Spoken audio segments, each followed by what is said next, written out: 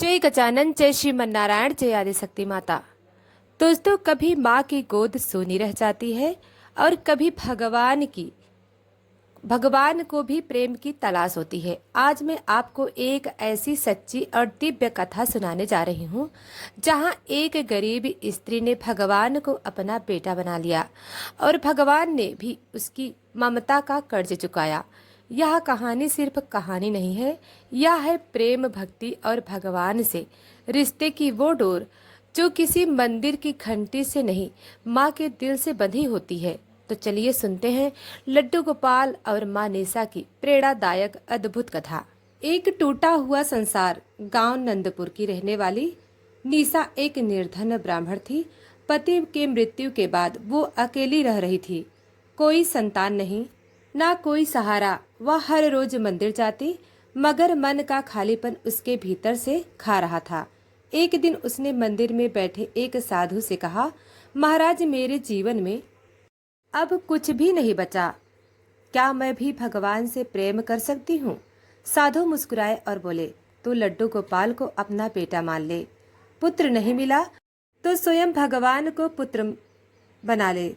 निशा हंस पड़ी, क्या भगवान मेरी गोद भरेंगे? साधु बोले, भगवान केवल उन्हें मिलते हैं जिनके पास प्रेम हो, अधिकार नहीं। निशा अगले दिन अपने छोटे से घर में एक छोटी मूर्ति लाकर रखती है, लड्डू गोपाल की। वो अब उसी का बेटा मानती है। सुबह उसने स्नान कराती, फूल पहनाती, दूध मिश्री का भोग लगाती, दिन भर उससे बातें करती जैसे कोई माँ अपने बेटे से बात करती हो। वो कहती, कन्हैया, आज तू बहुत नटखट हो गया, लेकिन मैं तुझे डांटूंगी नहीं, तुझसे तो प्रेम करती हूँ। गांव के लोग हंसते, मगर निशा कहती, मेरा गोपाल मेरी गोद में है, दुनिया क्या जाने इसका सुख। एक दिन निशा बहुत बीमार हो गई। 2 दिन तक भोग नहीं लगा पा सकी। तीसरे दिन जब वह उठी, उसने देखा भोग का पात्र खाली था, तुलसी पत्र हटा हुआ था। वो चौंक गई। रात को उसने स्वप्न में देखा, एक नन्हा बालक घुंघराले बाल, पीताम्बर पहने, मुस्कुरा कर कह रहा है, माँ, तू ना खाया ना पिया, मैं खुद ही खा लिया। निशा की आंखों से आंसू बह निकले। वो समझ गई, गोपाल ने स्वयं भोग स्वीकार किया। अब गांव वालों की सोच बदलने लगी। लोग कहने लगे, निशा माँ नहीं, संत है, उसका बेटा कोई साधारण नहीं है। लोग उसकी झोपड़ी में दर्शन करने आते हैं और निशा बस यही कहती, मेरा बेटा तो बस हंसता है, खेलता है, कभी कभी मेरी रसोई भी संभाल लेता है। एक दिन एक स्त्री ने निशा से कहा, तू तो बहुत भाग्यशाली है, तेरा बेटा तुझे हर रोज दर्शन देता है। निशा मुस्कुराई, भगवान को कोई बेटा कहे, कोई स्वामी, मगर मुझे तो गोपाल सिर्फ मेरा लाल लगता है। एक रात्रि रक्षाबंधन के दिन निशा ने गोपाल को राखी बांधी और कहा, भैया, अगर तूने मुझे सच में अपनी बहन मानता है तो मेरा अंत भी अपने आंचल में कर। रात को जब गांव वाले आए, उन्होंने देखा कि निशा गोपी नंदिनी गीत गाते हुए प्राण त्याग चुकी हैं और लड्डू गोपाल की मूर्ति उसके हृदय पर रखी थी। अगले दिन पूरे गांव में सुगंध फैली और निशा के घर से घंटियों और बांसुरियों की धुन सुनाई दे रही थी। गांव में अब उस स्थान पर एक मंदिर बन गया है, मातेश्वरी गोपाल सेवा धाम, जहां हर साल हजारों भक्त आते हैं। दोस्तों, भक्ति का आंदोलन के दौरान लोगों ने कृष्ण बाल रूप की विशेष रूप से घरों में स्थापित करना और सेवा करना प्रारंभ किया। विशेष रूप से पुष्टि मार्ग और वल्लभ संप्रदाय में लड्डू गोपाल की सेवा पूजा की परंपरा अत्यंत प्राचीन सुसंगठित है। भगवान का साक्षात बाल रूप, उन्हें घर में संतान की तरह पाला जाता है। उठाना, नहलाना, भोजन कराना, सुलाना आदि इससे भक्त और भगवान का गहरा आत्मिक संबंध बनाता है। घर में सुख, शांति और समृद्धि आती है।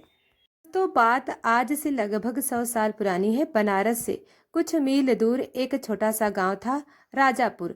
गांव तो सामान्य था, मगर यहाँ का वातावरण अत्यंत पवित्र और भक्ति भाव से भरा हुआ था। इसी गांव में एक गरीब ब्राह्मण रहते थे, रमाकांत। उनके पास न जमीन थी, न धन, न परिवार, न कोई बड़ा परिचय। वे अकेले रहते थे, लेकिन दिल से बहुत सीधे, सच्चे और ईश्वर से परिपूर्ण विश्वास रखने वाले। रमाकांत रोज मंदिर जाया करते, पवित्र गंगा में स्नान करते और दिन भर दूसरों के खेतों में काम करके अपना पेट पालते। पर जीवन में एक कमी थी, मन की शांति। उन्हें हमेशा लगती थी कि मन कुछ अधूरा है, ऐसा उनको लगता था। अपनापन जो उन्हें अभी तक नहीं मिला। एक दिन वे जंगल के रास्ते से गांव लौट रहे थे। बारिश की हल्की फुहार गिर रही थी और रास्ते कीचड़ से भर चुका था। तभी उनकी नज़र एक पुराने टूटे हुए मंदिर पर पड़ी, जहां वर्षों से कोई पूजा नहीं करता। उत्सुकता बस वे मंदिर के भीतर गए। भीतर अंधेरा था, दीवारें टूटी हुई थीं, लेकिन वहां के एक कोने में मिट्टी से बनी एक छोटी सी बाल कृष्ण की मूर्ति पड़ी थी, गंदी धूल से ढकी, लेकिन आंखों में एक अद्भुत आकर्षक। जैसे ही रमाकांत ने उस मूर्ति को देखा, उनके हृदय में एक अनजान प्रेम का संचार हुआ।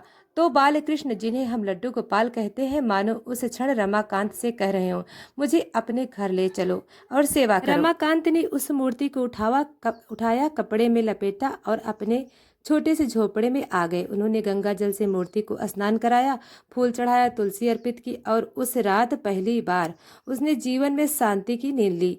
उसके बाद दिनचर्या बदल गया। सुबह उठते ही लड्डू गोपाल को उठाना, स्नान कराना, ताजे वस्त्र पहनाना, भोग लगाना, फिर काम पर जाना और शाम को लौटकर आरती, भजन और पालना झुलाना, यह सब उनकी दिनचर्या का हिस्सा बन गया।